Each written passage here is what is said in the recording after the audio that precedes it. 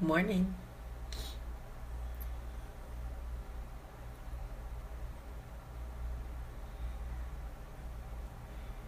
You can go your own way. Go your own way. You can call it under the lonely day.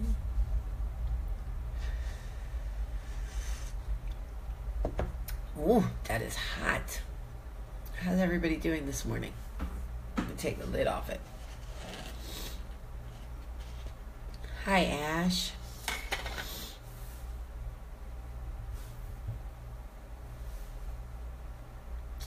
Good morning, everybody. Good morning, good morning, good morning, and welcome to Coffee Talk. I am so happy that you all can be here with me this morning because I'm in a very good space. I swear I feel like I'm covered in freaking bed bugs though. I'm freaking out, but whatever. I flew in from Los Angeles last night and got in at midnight. So funnier was I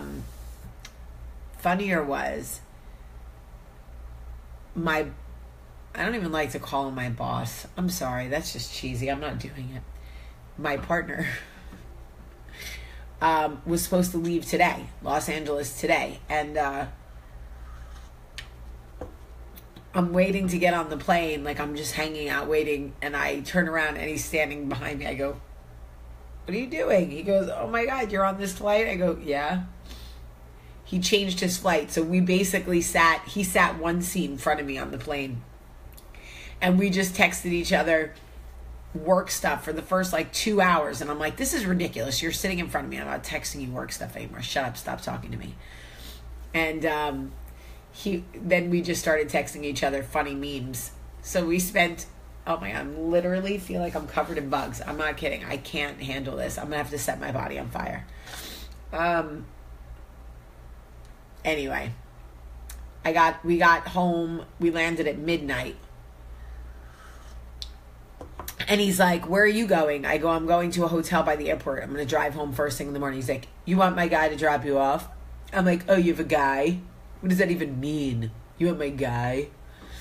So we get off the plane, and I'm thinking his Uber guy, I don't know. We get off the plane,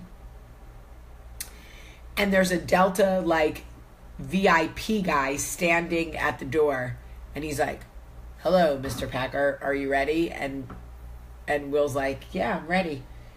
So we literally go outside in this Porsche that's waiting on the tarmac next to the airplane to drive us whatever. I was like, okay, this is how bougie people live. This will never be my life. So I'm just going to go with it. And they dropped me off at the hotel. Now I'm covered in bed bugs and I'm going to drive home to Birmingham. Not before I quarantine all of my clothes. So I wanted to,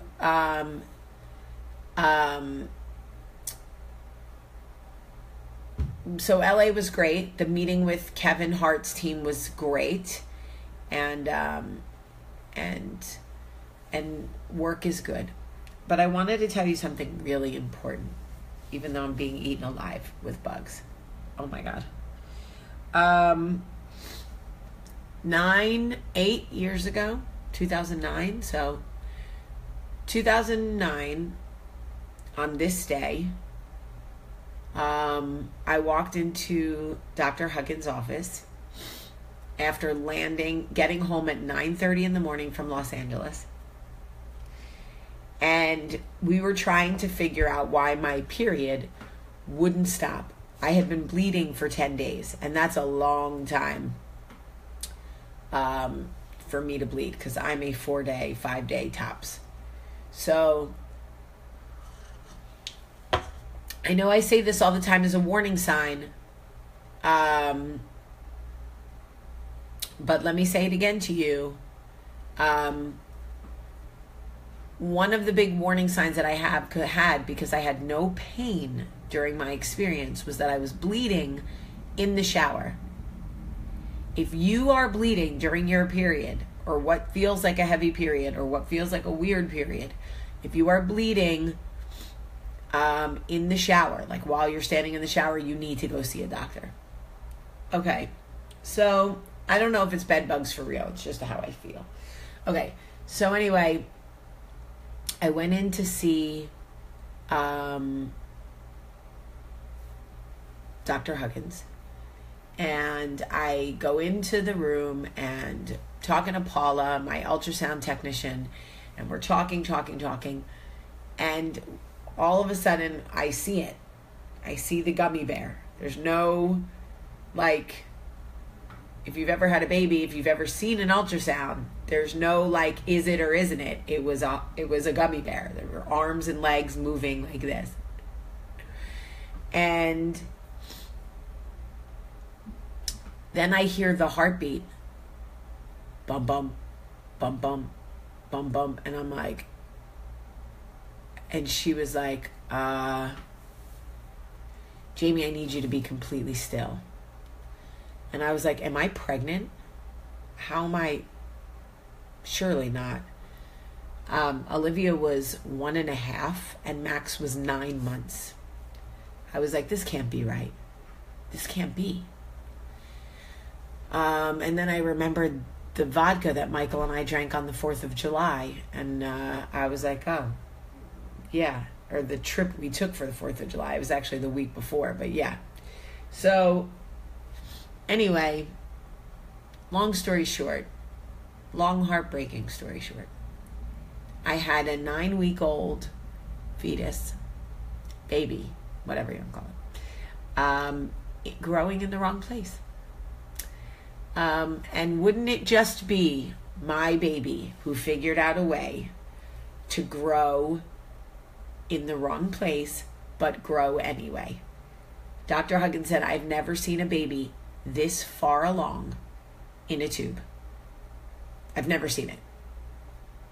Where I've just never seen a baby come this far. I'm like, of course it would be my kid. My kid would be like, it's cramped quarters, but like, no, I got a job to do. Right? So it would have been much easier for me if the baby did not have a heartbeat, and like a strong heartbeat.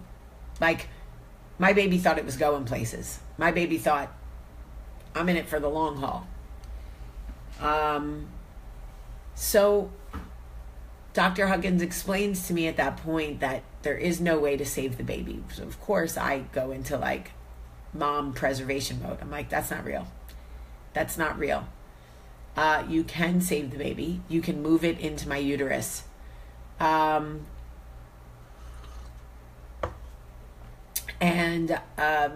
turns out you can't. Turns out you can't move a baby. So the events that unfolded from that moment until the next morning were literally the hardest maybe 12 hours of my life.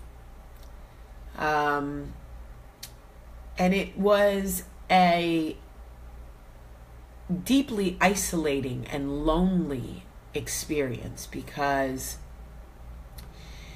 when you lose a baby, it is profoundly your loss. It just is. It's not... I understand that it was Michael's baby too, and I understand that there were people that loved us, but when a woman loses a baby, it is emotionally, physically, and hormonally her loss. It just is, and it feels incredibly isolating and lonely. You feel like nobody else can possibly understand, and then people say things like, well, it was, at least it wasn't like a baby, or at least it wasn't your kid. And I say every year on this day when I talk to you guys about this, that a mother has a capability like an octopus who can grow a leg, another leg. A mother can grow a heart for a baby. The heart that I have for Olivia beats solely for Olivia. It breaks for Olivia's experience. It swells at her kindness and who she's growing into. The heart that I have for Max it beats solely for my son and feels things from Max that it'll never feel from Olivia or Charlie. The heart that I have for Charlie is strong and unwavering and beats solely for Charlie. And the heart that I had for that baby beats only for that baby and hurts only for that baby and misses that baby. And all of those experiences that we have come solely from those experiences. I can't explain it in any other, I don't have words that are more elegant than what I've already provided over the last few years and today. Although I will reshare my blog. But what Coffee Talk has really helped me do is understand that while I feel that it was isolating and lonely, it is really a much more common connection that women have than we ever want to talk about. Nobody ever wants to say, I lost a baby. Nobody ever wants to say that because you feel like you have a Scarlet X. And to say that you lost it implies some sort of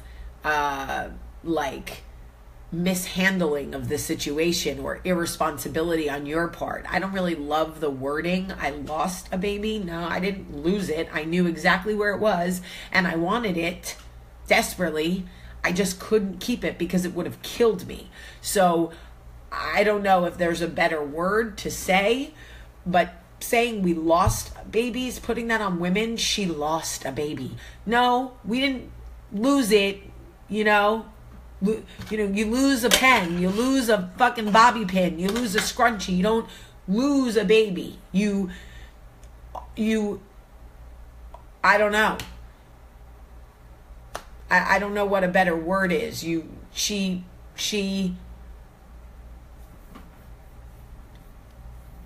I don't know. Buried? She desperately tried to keep? How about that? She desperately tried to keep her baby?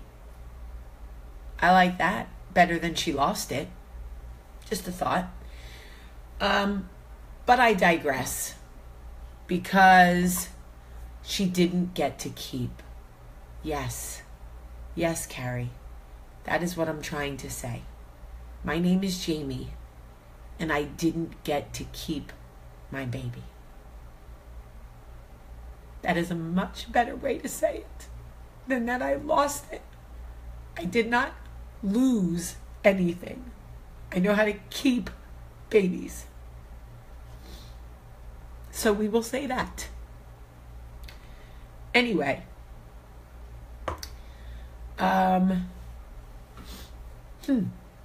In my blog, I wrote,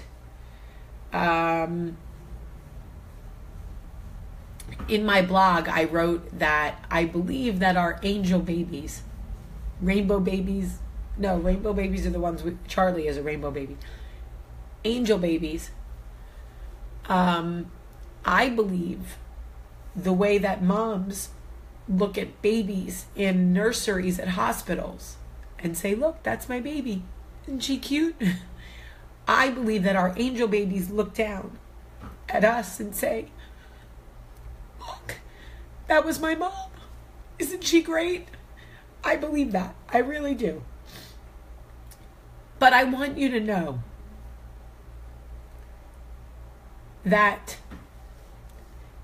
the healing is real. The healing is real. I need you to know that because there was a time where I really did not think that I would feel ever again. I just thought that I was going to be in this lonely, isolated place for the rest of my life. That I was going to feel like that somebody was missing. And I will say that Ace really filled that for me in a lot of ways. He really did. When I say that Ace saved me, I am not kidding. And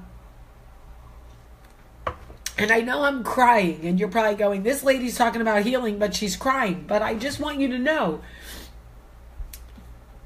the healing is real for anybody who is in that space where you go, the sun is never going to shine again.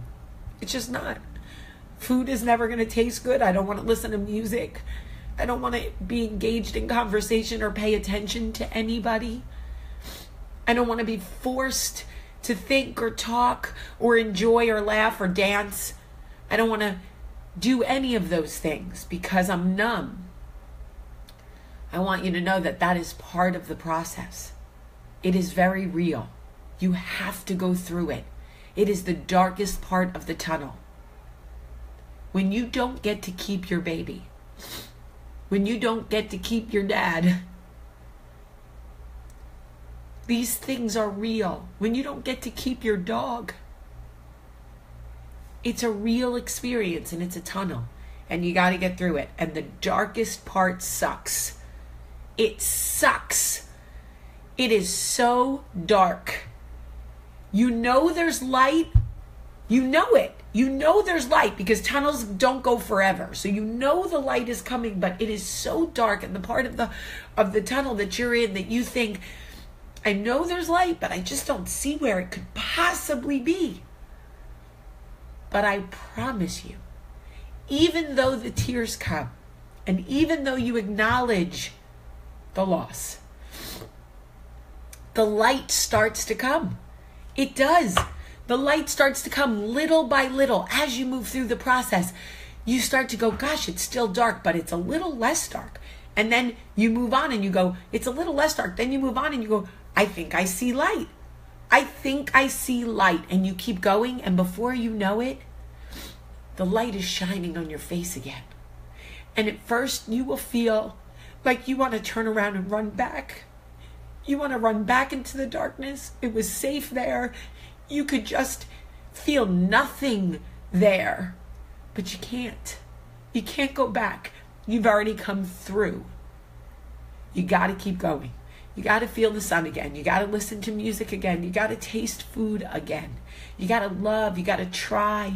You got to have sex again. You got to not be terrified to get pregnant again or get another dog or love your mother because your father died. You got to allow yourself to feel the light and not feel guilty about appreciating its warmth. You got to know that you deserve it and that it's real and you've walked through it and you've paid your debt in the darkness. You've done it already. You don't have to keep doing it. You don't have to be a martyr for that. And then you get into the light and you stand there and you go, oh, I remember this. I remember it well. And you feel a little guilty, but don't, because you've paid your debt. You paid your debt. And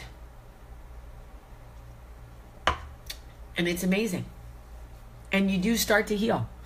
You do start to heal. And I just wanted to share that with you. Really. I know that there are some of you now in the darkest parts of the tunnel and you go, I don't know, Jamie. I don't know. I don't see it. I hear you, but I don't see it. But I'm telling you, you won't see it. You can't see it. It's not meant for you to be seen right now. So you just have to trust me that it is there. Just keep going. Just keep going. All right, well, let's do something good for the wounded warriors because I love them. And then I'll say goodbye.